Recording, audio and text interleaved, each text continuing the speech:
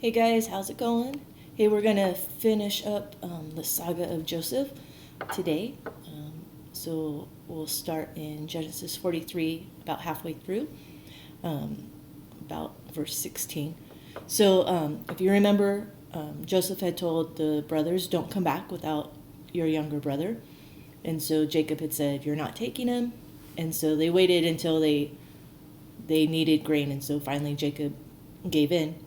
And he told him, take gifts from the land, the honey and the figs from here. And then he also said, because their money had been given back to him, he said, take double the money. Maybe there was an accident of some kind. We don't want him to think we're trying to rip him off. So the brothers go back to Egypt, and they present themselves before Joseph. And so Joseph said to his steward of his house, he said, hey, I'm going to have him over for a meal, for lunch. So go and kill a cow and make it a bigger ordeal. So, but this starts freaking the brothers out because they're like, why is he taking us to his house? He's going to make us his slaves and our donkeys too. This is one of those random things that really cracks me up, because whenever the brothers are talking about that they're afraid Joseph is going to make them slaves, they always say, and our donkeys too. They're very concerned about their donkeys. But so anyway, while the steward's bringing them in, the brothers, they go and tell him, they're like, hey, there seems to have been some mistake, because when we took back the grain from last time, our money was still there, and we thought we had paid you guys, and we're so sorry, we have double the money. And the steward's like, oh, don't worry about it.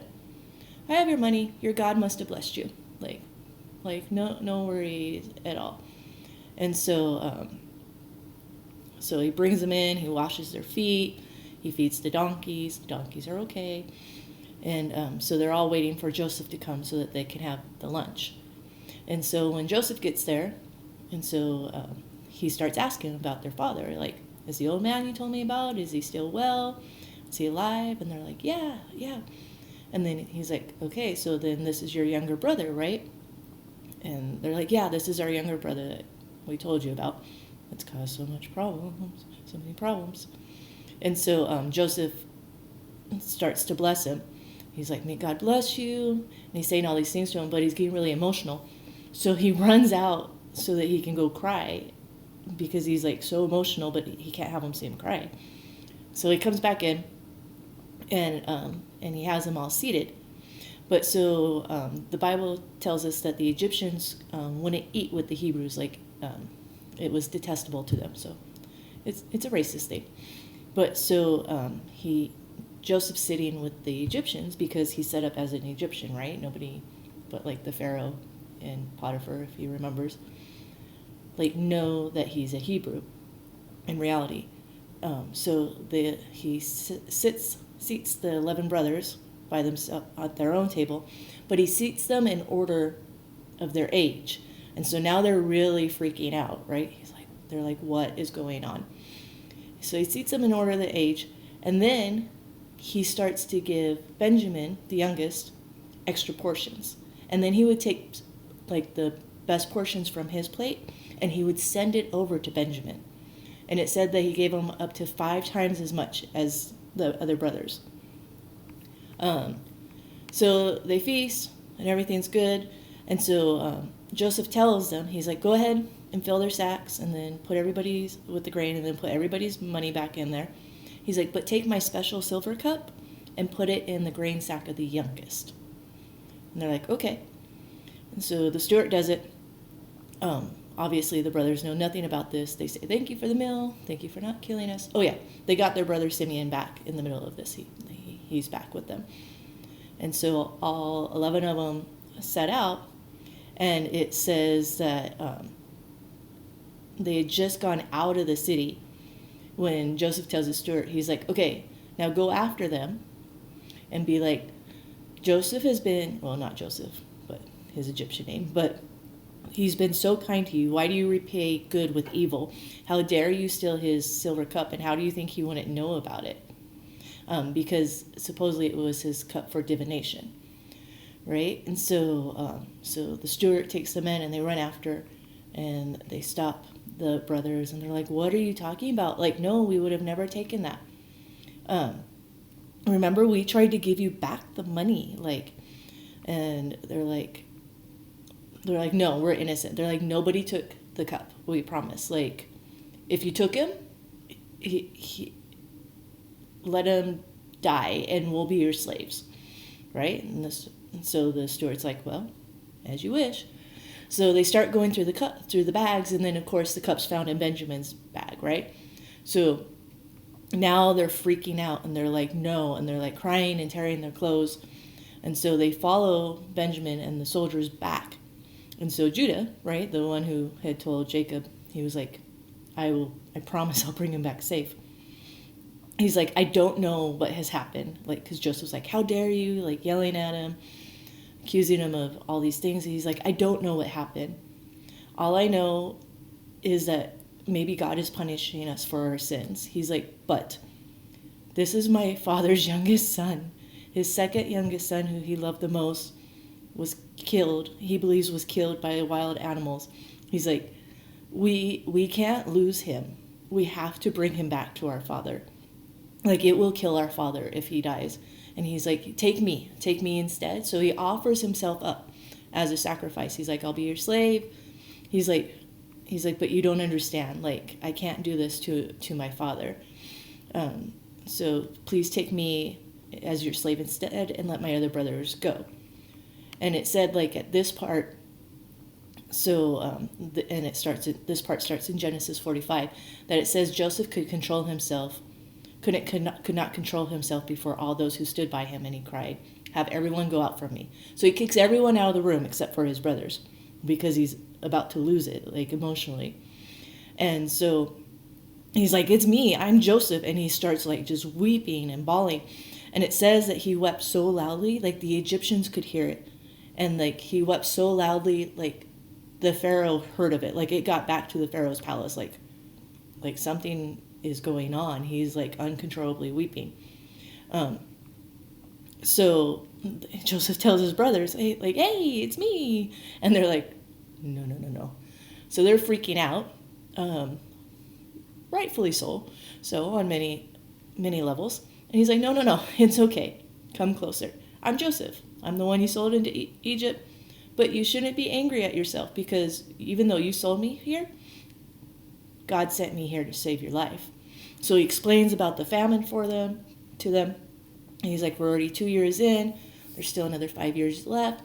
Go home, get the family, get dad, bring them all here. He's like, I'm not mad at you. Nothing like that. He's like, now God's put me in a position to protect us and basically the whole entire world. Like, what you meant for evil, God used for good. So we're all good on this. And then Pharaoh hears about it, and he's like, yeah, like, bring your family. Like, we'll give them, like, a choice piece of land and everything like that. So they did it. So the brothers, they go back down to Canaan, and Joseph and the Pharaoh are, like, giving them all these clothes, all these wagons, all these food, and just like showering them with extravagance. And 10 female donkeys were included. The donkeys are really important in the story for some reason. And he tells them, he's like, hey, on the way, don't quarrel, don't fight, just go home. See, because he knows his brothers. And he knows what happens. They'll start nitpicking, like, oh, it was really your fault, and does he really mean that? So don't do that. Just go home, tell Dad I'm alive, and come back. So they go home, they tell Dad he's alive. So of course he doesn't quite believe him. And so they tell him the whole story, and they show him all the good stuff that was sent. And he's like, okay, fine. I will go to see Joseph before I die. And that God, and on his way, like, God even comes to Jacob in a vision, and he's like, don't be afraid to go down to Egypt. I'm going to make you a great nation.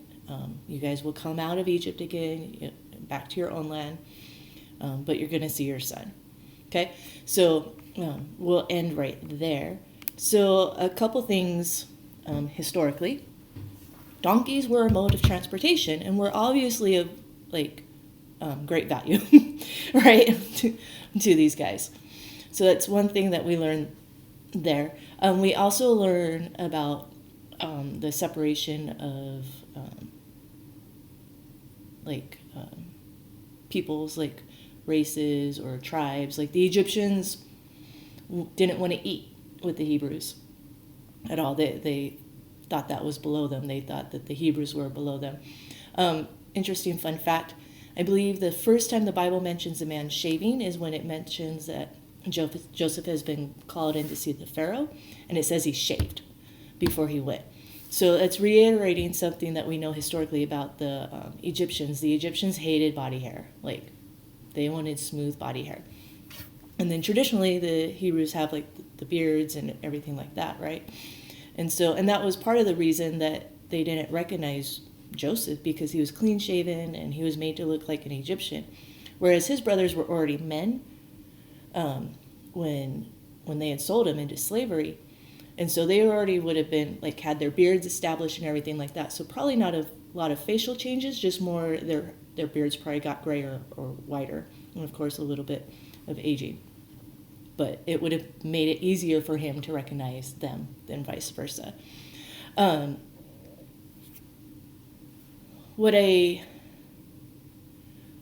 love about the story of Joseph from the biblical point of view is the whole, what you meant for evil, God turned into good, right?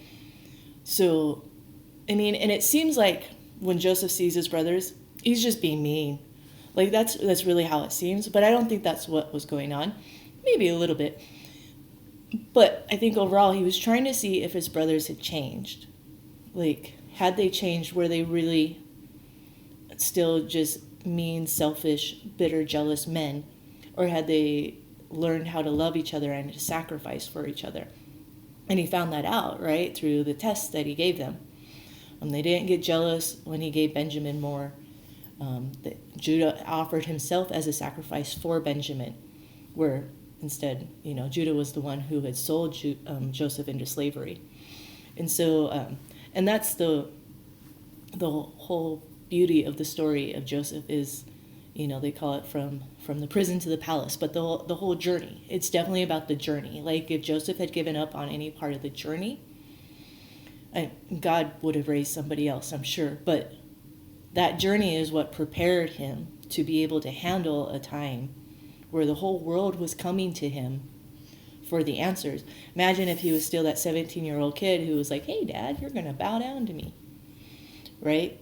And put in charge of feeding the whole entire known world at that time. And so if things are going rough, like, it doesn't mean that God's being mean or sadistic and like inflicting it on you, but he may be allowing it for you to help you grow, or to help prepare you for another situation, right? It's like working out. Like, you start with the smaller weights. You don't start with a 50-pound weight. You start with a 5-pound weight, and then you work your way up to it. So anyway, I hope you've enjoyed the saga of Joseph. Sorry, this one went a little bit longer on the recording time. Like always, if you guys have questions, comments, ideas, feel free to leave it in the comment sections. Hope you guys have a great day. Talk to you later. Bye.